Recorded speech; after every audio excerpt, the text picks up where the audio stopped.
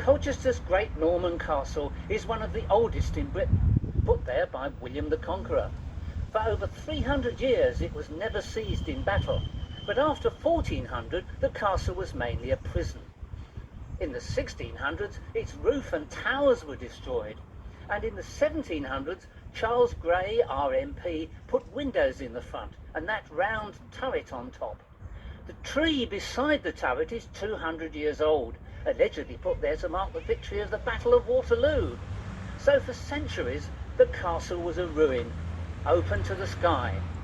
And there are people still alive who remember that. I remember well going to the castle, visiting the castle right through my childhood. My earliest positive memories must date back to when I was, I should think, 7 years old, and that would be 1933.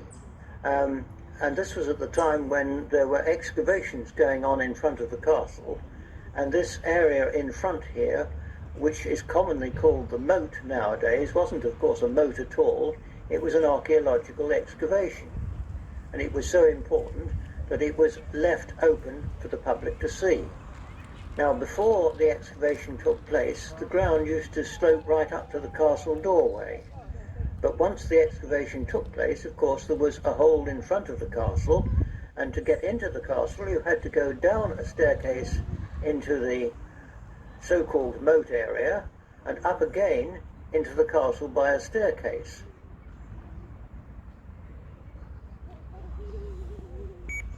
One of the all-time favourite events that brought people flocking to the park at Easter time, and particularly so the young girls of the town, was something which was known as skipping in the park. Every year on Good Friday or on Easter Monday, literally hundreds of girls from across the town would flock to the park with their skipping ropes of all different sizes, some short, some much longer, to join in this great fun activity. Let's listen now to a few recollections from some of those who can remember this great event, and also to others who have fond memories of simply just playing in the park.